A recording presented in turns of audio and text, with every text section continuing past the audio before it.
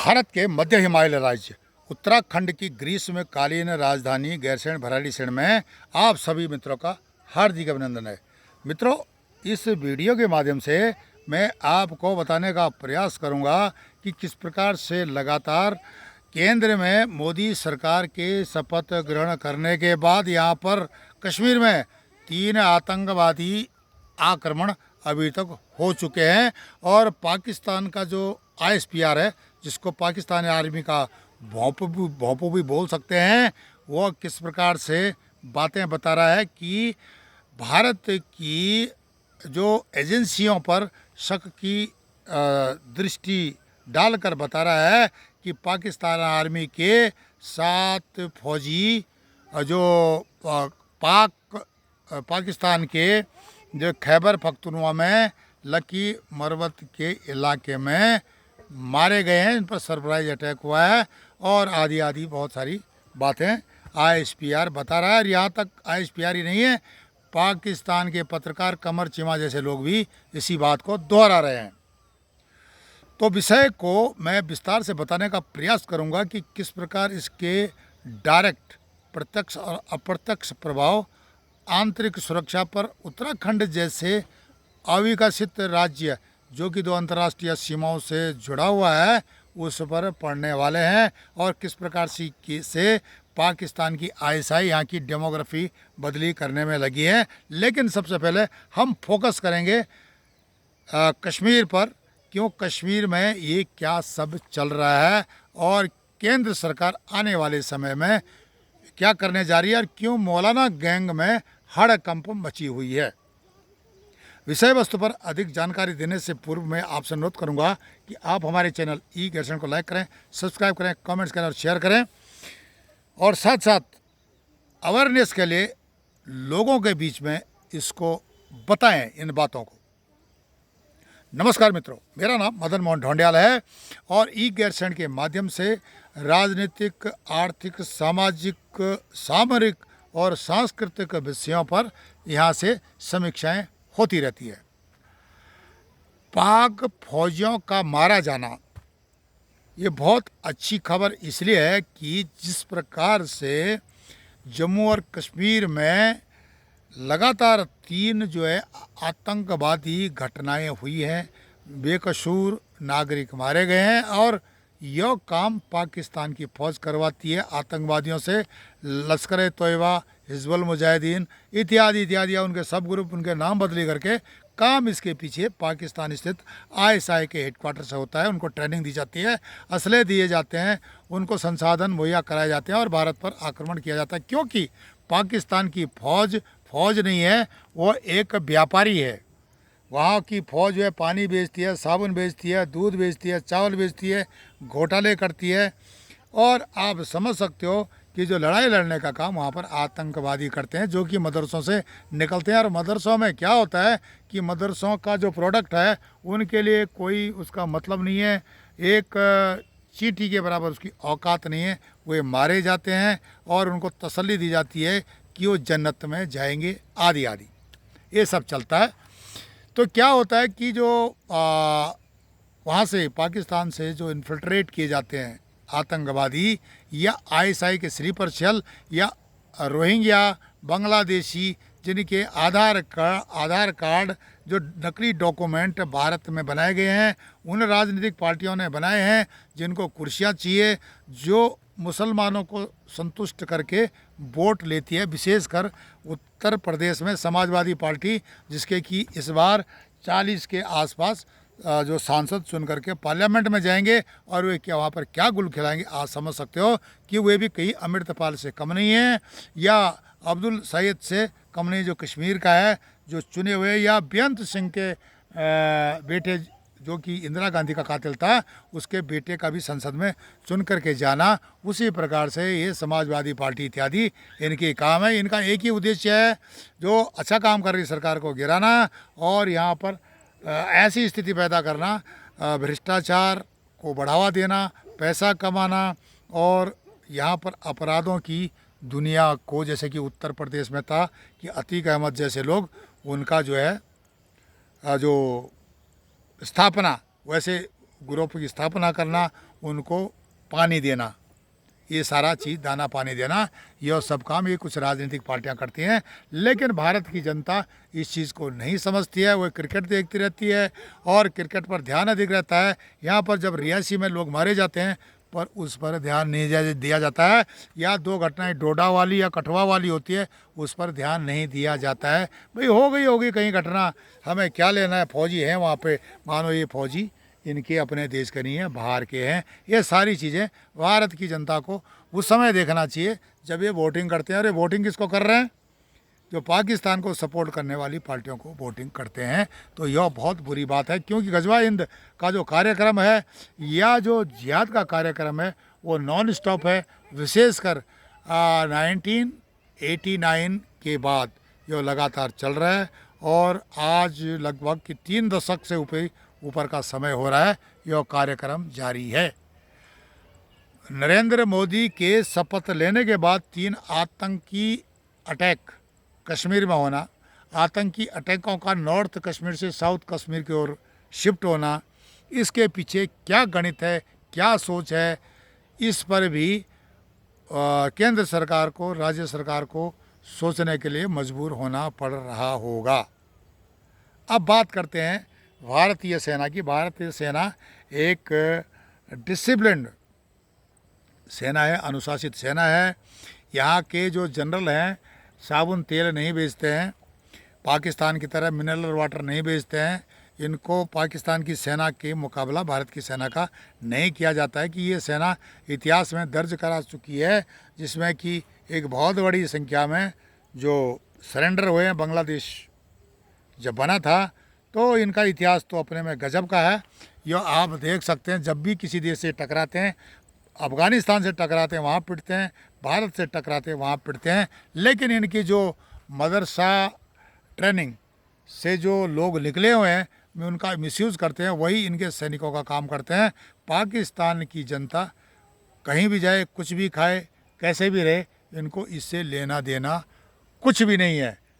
भारत में कुछ ऐसी राजनीतिक पार्टियां हैं कि जो कि नहीं चाहती हैं कि यहाँ पर सुधार हो, राजनीतिक सुधार हो, न्यायिक सुधार हो या सामाजिक सुधार हो। और ये समझने के बावजूद भी पाकिस्तान आर्मी का मतलब है आतंकवाद को पैदा करने वाली, आतंकवाद की फैक्ट्री।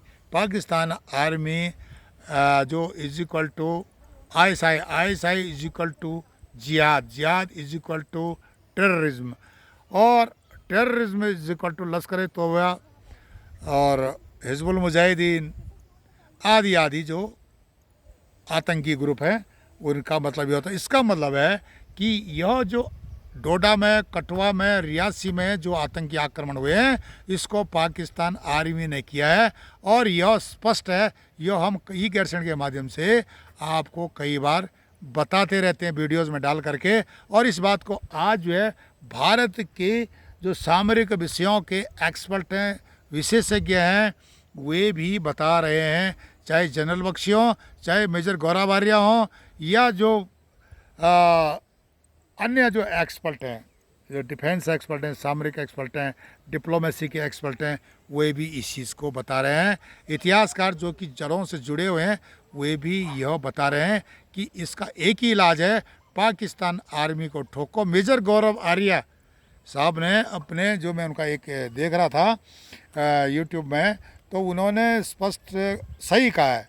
इसका समर्थन हम कई दिनों से कर रहे हैं कि यह माना जाए कि ये जो आतंकी अटैक नहीं है, पाकिस्तानी सेना का अटैक है, और इसका बदला किसी से न लिया जाए, सिर्फ पाकिस्तान आर्मी से लिया जाए। इनके brigade headquarter, core headquarter, div headquarter या इनके जो बटालियन हेडक्वार्टर, इनको उड़ा दिया जाए, बहुत बड़ी कैजुअल्टी करी जाए, तो उसके बाद इनके दिमाग ठिकाने लगने शुरू हो जाएंगे। ये आतंकी आक्रमण स्वतः ही बंद हो जाएंगे। और जो ये मदरसों से लेते हैं ना कौड़ी के भाव, जो आतंकवादियों को, और उनको जो एक चूरण खिलाते हैं, लाहौरी चूरण, जिसको कि बोलते हैं कि अब आप जो है जन्नत जाओगे, 72 हो रहे तुमको वहाँ मिलेंगी। वे उसी से तसल्ली करते हैं, उनके इंस्ट्रक्टर हैं वहाँ, मौलवी बैठे हुए हैं, वे उनको सिखाते हैं और फ्री ऑफ कॉस्ट बिना वेतन के उनको सैनिक मिल जाते हैं भारत में भेजने के लिए। चीन भी यही चाहता है, जो चीन की सहन नहीं करता इस्लाम को। जिसने शिंजियांग प्रांत में चीन ने बहुत अच्छी अंग्रेजी बना रखी है जिहादियों की। कुरान पर बैन, मस्जिद पर बैन, नाम पर बैन, दाढ़ी पर बैन, टोपी पर बैन, और इनको अच्छी तरह से कट्टरपंथियों को उसने सुधार दिया है। मैं हमेशा चीन की आलोचना करता हूं, पर लेकिन इस विषय पर मैं चीन की कभी भी आलोचना नहीं करता हूं, क्योंकि चीन जो कर रहा है अपने देश की स्थिति को देखकर कर रहा है, अपने देश में जिहाद को नहीं पनपने दे रहा है। वो ऐसे भी स्पष्ट है, जहाँ वामपंथ है वहाँ इस्लाम नहीं, जहाँ इस्लाम है वहाँ वामपंथ नहीं। लेकिन भारत में ये दोनों हैं और भारत को बर्बाद करने में लगे हुए हैं। इस विषय पर भारत में वोट देने वालों को सोचना पड़ेगा कि भारत की वे कौन कौन सी राजनीतिक पार्टियां हैं जो इन तत्वों को सपोर्ट करती है, उनको आप वोट क्यों देते हो। और जिसके कारण कि एक 400 पार का आंकड़ा खराब हुआ है। खराब तो नहीं हुआ, सरकार तो चलेगी और भी पिटेंगे, जुडिशल रिफॉर्म भी होगा, इसमें कोई शक नहीं है, क्योंकि एनजे एसी का जो है ना रिफॉर्म, जो बिल है वो पेंडिंग है। और अगर उसमें रिफॉर्म होता है, किसी देश की अगर न्याय जो संस्था न्यायपालिका सक्षम है, अच्छी है, फेयर है, तो उस देश में आतंकवाद और जो करप्ट राजनीतिक पार्टियां स्थान नहीं ले सकती हैं, वो ख़त्म हो जाती है, स्वतः ही ख़त्म हो जाती है। तो ये सारी चीज़ें मैं आपको बता रहा हूँ कि अभी जैसे कि ईडी ने पिछले 10 साल में, ईडी ने इन्फोर्समेंट जो डिपार्टमेंट है उसने जो है पिछले 10 साल के अंदर क्या किया कि 1,07,000 करोड़ की संपत्ति, 67,000 करोड़ की संपत्ति को अटैच किया है। 1,07,000 करोड़ की संपत्ति को जब्त किया और 67,000 करोड़ की संपत्ति को अटैच किया है। 300 करोड़ 3,000 करोड़ 1,000 करोड़ आदि का जो घोटाला है, जो चलता रहा है, निकले हैं, पकड़े गए हैं, वे पैसे कहाँ से आए, क्यों आए, कब आए, किस पर्पज से आए, इस पर भी समीक्षा होनी ज़रूरी है। सरकार को इसके लिए एक अब डिपार्टमेंट ही अलग खोलना पड़ेगा, ईडी डिपार्टमेंट को सपोर्ट करने के लिए, इन्फोर्समेंट डिपार्टमेंट को सपोर्ट करने के लिए। अब क्या होता है कि कांग्रेस के समय में 2G 4G कॉमनवेल्थ घोटाला ये सब हुआ है। ये पैसे जो कहाँ गए होंगे, इनके खातों से निकल रहे हैं, विदेशी जो उनके बैंक खातों में जमा है। और इस पर जो है अब ये सरकार जो आई है, अगर वो जो अच्छे काम करनी थी, कानून बदली करने थे, बिल पास करने थे, उसको बाद में देखेगी। पहले इन जो करप्ट लोगों को, भ्रष्ट लोगों को जेल में डालने का काम करेगी। और मोदी जी इसमें किसी भी हालत में पीछे नहीं है। उत्तर प्रदेश में बुलडोजर चल रहा है, लखनऊ में चल रहा है। यही स्थिति उत्तराखंड में डेमोग्राफी बदली करने के लिए अतिक्रमण यहाँ पर हुए हैं। जिहादियों ने अतिक्रमण किए हैं, गजवा हिंदी सोच के अंदर अतिक्रमण हुए हैं। जिहादियों को किन लोगों ने ज़मीन बेची है, उधम सिंह नगर में क्या हो रहा है, क्यों जिहादियों को ज़मीन बेच रहे हैं। जो लोग कनाडा चले गए हैं, ये खालिस्तानी सपोर्टर हैं, वो क्यों जिहादियों को वहाँ पर ज़मीन बेच रहे हैं। उत्तराखंड सरकार को यह सोचना पड़ेगा। उत्तराखंड के टाउन्स में भी घुसपैठ हो चुकी है, और जो लोग इनको मकान दे रहे हैं पैसे के लालच में, उन पर भी आने वाले समय में सीए लागू होने के बाद गाज गिरने वाली है। तो ये सारे विषय हैं जो कि भारत की सुरक्षा को प्रत्यक्ष और अप्रत्यक्ष रूप से प्रभावित कर रहे हैं। विशेषकर मध्य हिमालयी राज्य उत्तराखंड हो, हिमाचल हो या पश्चिमी उत्तर प्रदेश हो, यहाँ पर आईएसआई के स्लीपर सेलों की गतिविधियाँ बहुत तेज़ हुई हैं। यहाँ की डेमोग्राफी बदली करने के लिए कुत्सित प्रयास चल रहे हैं। सरकार को इस तरफ भी ध्यान देना पड़ेगा। एजेंसियों को विशेष अधिकार देने पड़ेंगे, जो कि यहाँ पर काम कर रहे हैं, पुलिस को विशेष अधिकार देने पड़ेंगे ताकि इन पर प्रतिबंध लगाया जा सके, यह ऐसी हरकतें न कर सकें। इनके जो नकली आधार कार्ड, जो नकली डॉक्यूमेंट्स बने हैं, जो बनाने वाले हैं, इनको भी सबसे पहले कैपिटल पनिशमेंट दिया जाए। अगर कोई नकली बांग्लादेशी रोहिंग्या को नकली आधार कार्ड बना करके देश की आंतरिक सुरक्षा, बाह्य सुरक्षा को खतरे में डालता है, उसकी पूरी संपत्ति कुर्क होनी चाहिए, इसको आजीवन कारावास होना चाहिए, कैपिटल पनिशमेंट ऐसे लोगों को मिलना चाहिए। अगर इस प्रकार के सख्त कानून राज्य सरकारें बनवाती हैं या केंद्र सरकार बनाती है तो इससे क्या होगा कि यह डेमोग्राफी चेंज करने का जो विषय है यह बिल्कुल सही हो जाएगा। डेमोग्राफी चेंज करने के कुत्सित प्रयास फेल हो जाएंगे, गजवा हिंद सोच के लोग फेल हो जाएंगे।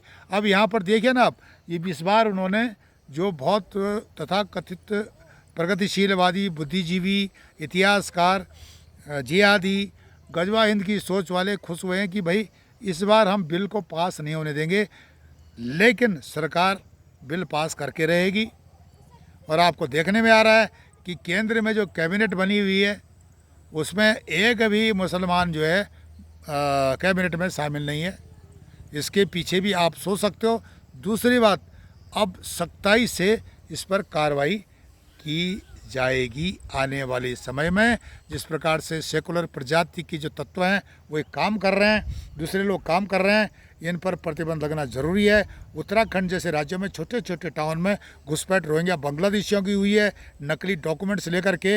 इस पर गवर्नमेंट को अलग सा विभाग खोलना पड़ेगा और इस पर इस विषय को संज्ञान में लेना पड़ेगा कि सारी सुरक्षा एजेंसियां, जो उपलब्ध सुरक्षा एजेंसियां हैं, वे अकेले यह काम नहीं कर सकती हैं। इससे क्या होगा कि रोज़गार भी मिलेगा और साथ साथ देश की सुरक्षा भी बनेगी। जो कश्मीर में जैसे आतंकी हमले हो रहे हैं, यह हमले भी आने वाले समय में उत्तराखंड में होने वाले हैं।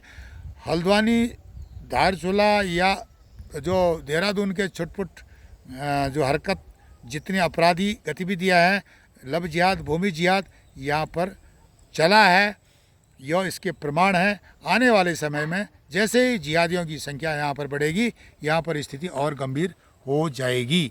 जनता जो वोट देने वाली है उसको इस विषय पर सोचना चाहिए, संज्ञान में लेना चाहिए। क्यों इन ऐसी राजनीतिक पार्टियों को हम वोट देते हैं जो कि जिहादियों को सपोर्ट करती है। आप हमारे चैनल ईगर्सन को लाइक करें, सब्सक्राइब करें, कमेंट्स करें, शेयर करें और अपने कमेंट ज़रूर लिखें। इस विषय को अधिक से अधिक लोगों तक पहुंचाने का प्रयास करें। तब तक नमस्कार, धन्यवाद।